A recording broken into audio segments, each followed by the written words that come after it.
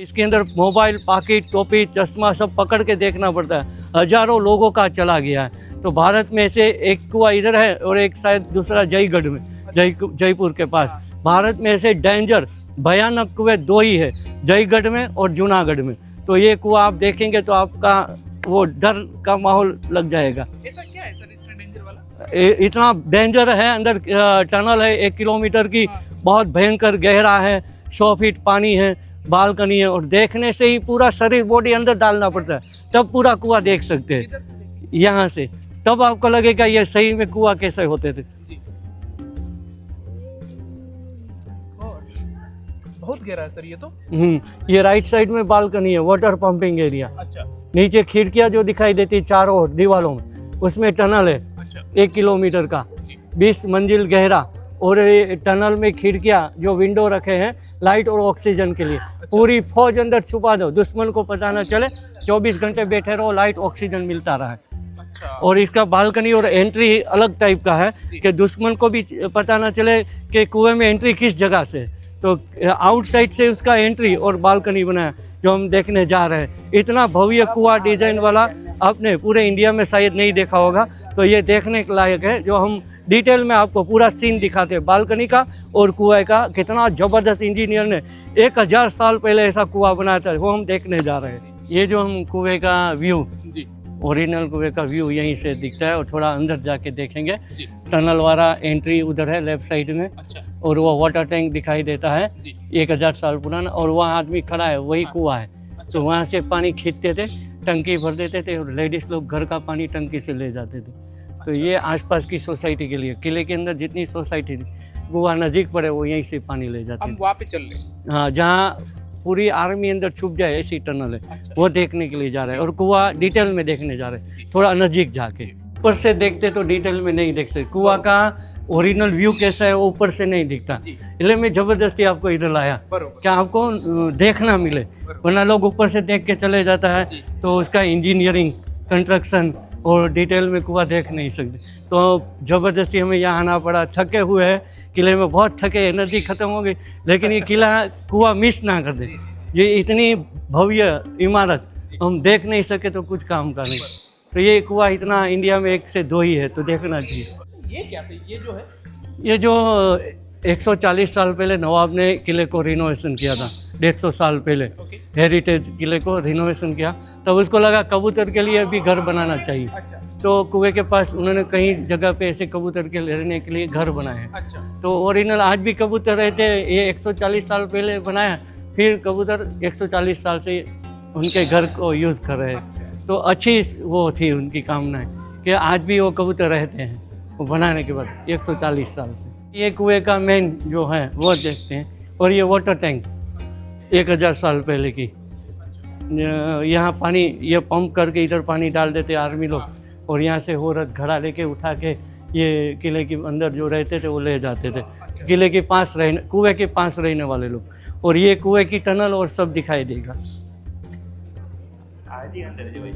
Round में tunnel है घूमती हुई चारों ओर, और ये खिड़कियाँ हैं। अच्छा। लाइट और ऑक्सीजन के लिए। अगर इंसान पूरे दिन अंदर बैठा रहे, उसका कोई गर्मी ना लगे और हवा और वो सनलाइट मिलती रहे, उजाला मिलता रहे, इसलिए ये चारों ओर खिड़कियाँ बनाई हैं। अच्छा। तो युद्ध में यहाँ पूरी फौज छुपा भी सकते थे गोरिल्ला वॉर के लिए। अच्छा। तो ये टनल ज़बरदस्त है।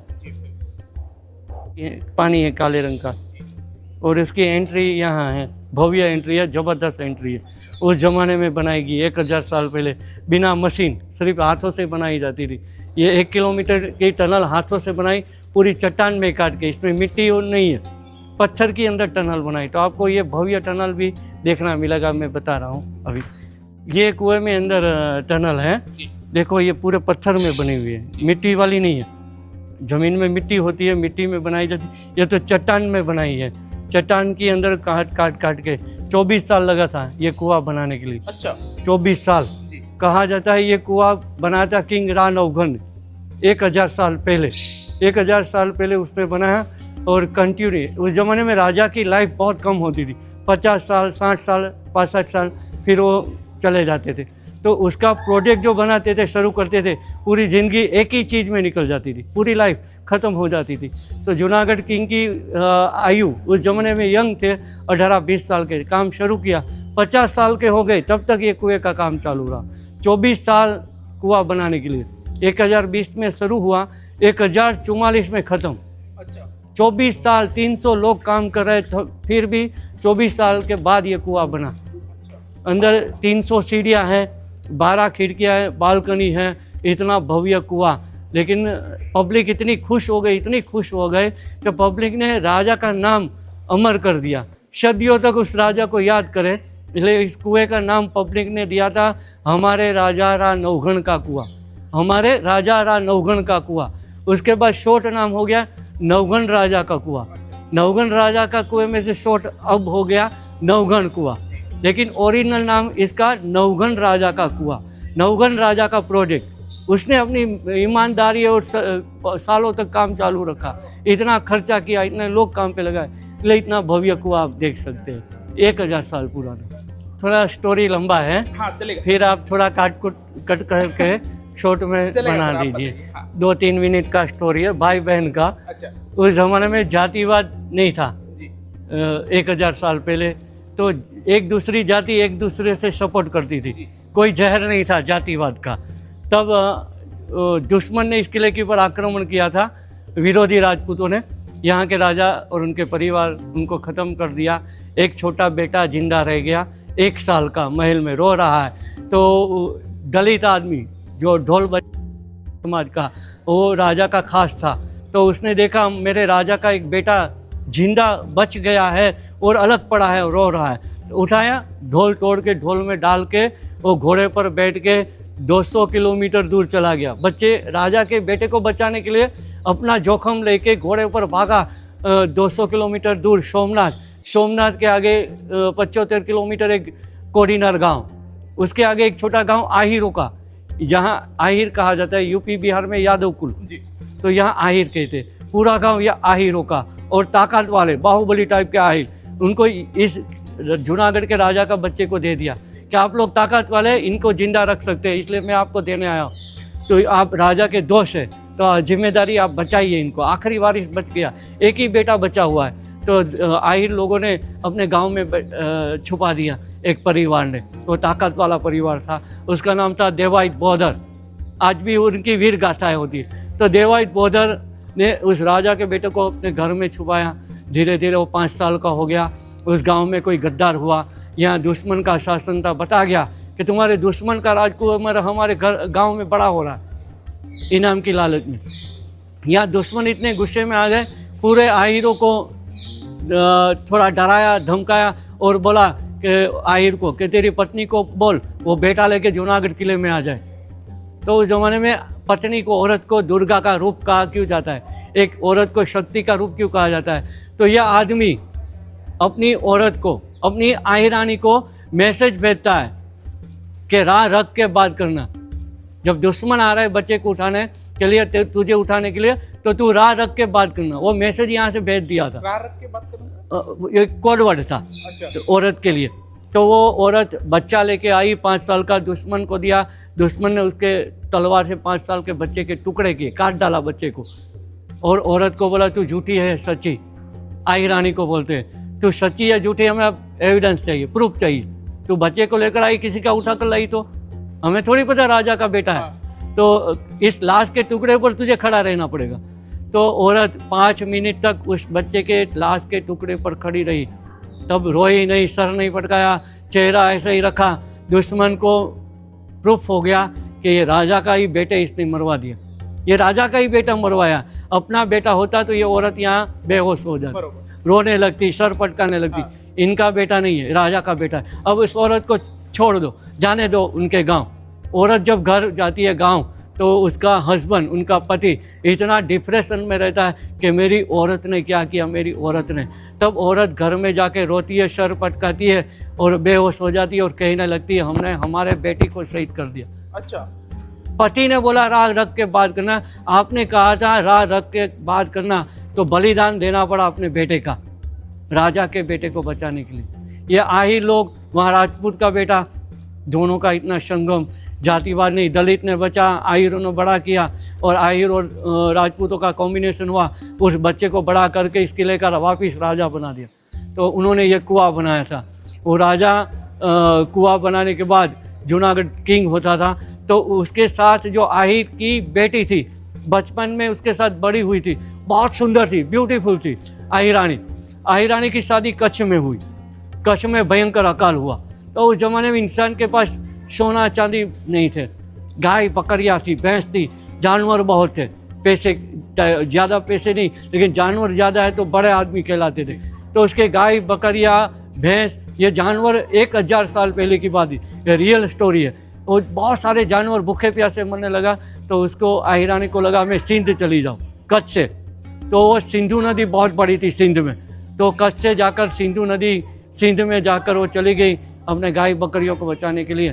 तो वो सिंध में फेमस हो गई, पूरे सिंध में उसकी बातें होने लगी, चर्चा होने लगी कि कोई कच्छ की औरत आई है, इतनी ब्यूटीफुल, इतनी सुंदर कि पूरे सिंध में और आहिरानी ऐसी नहीं है। तो वहाँ मुस्लिम किंग था सुमरा, उस औरत को कैद कर लिया अपने किले में और शादी करने का फरमान किया। औरत ने कहा माताजी का व्रत खत्म हो जाने दे, फिर तेरी बेगम बनूंगी, अभी तू ठहर जा, 15 दिन मुझे शांत रहने दे, मेरे व्रत पूरे हो जाने दे। तब उस नाम था औरत का जाहल, आहिरानी का। वो लोकम में बैठी है और मैसेज वायरल करती है जूनागढ़ तक, सिंध से कच्छ से जूनागढ़ तक, कि जाहल चिट्ठी भेजे बाचे नवगण वीर, जाहल चिट्ठी भेजे बाचे नवगण वीर, सिंध में रोककर शुमरा चलना नहीं दी हमीर। शुमरा हमीर मुझे वापस आने नहीं देता है, मुस्लिम बेगम बनाना चाहता है। जूनागढ़ किंग रोने लगा, छोटी बहन की याद आने लगी, सगी बहन नहीं थी, आहिर की लड़की, लेकिन बचपन साथ में गुजारा और राजा बना, तो अपनी बहन बहुत याद आने लगी, मिस करने लगा।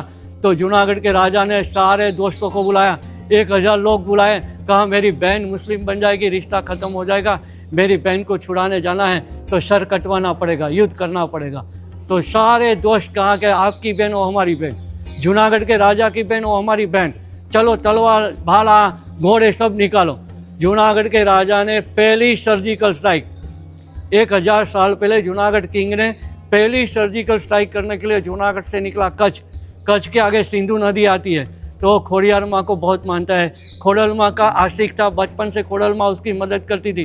तो वहाँ सिंधु नदी के आगे एक समुद्र जैसी नदी, वहाँ काली चकली बनकर माता देवी खोडल माँ उसके बालों पर बैठ गई, और सिंधु नदी में एक भी घोड़े डूबे नहीं। उस साइड जाके सिंध में जाकर सर्जिकल स्ट्राइक करके बहन को छुड़ा कर आया। तो वहाँ सारे मुस्लिम और राजा उनकी सेना सब मार दिए थे हमारे राजा ने सर्जिकल स्ट्राइक करके। तो वहाँ से 12 सैयद धर्म गुरु मुस्लिमों के और 3000 फौज 1000 साल पहले जूनागढ़ तक आई थी बदला लेने के लिए सिंध से। तो हमारे राजा ने इस कुएं में 1000 की फौज थी, कुएं में छुपा दी दिन में। अच्छा, इस कुएं में 1000 फौज कुएं में छुपा दी, और राजा भी छुप गया, जूनागढ़ का राजा रहा नवगण। हाँ। दुश्मन रात को 2 बजे गेट खुल दिया, दुश्मन जैसे ही आए तो उसको लगा राजा डरपोक था, उनकी फौज डरपोक, हमारी ताकत देख के वो भाग गए, राजा और उनकी सेना। वो रिलैक्स हो गए, किले की बाउंड्री पर आराम करने लगे।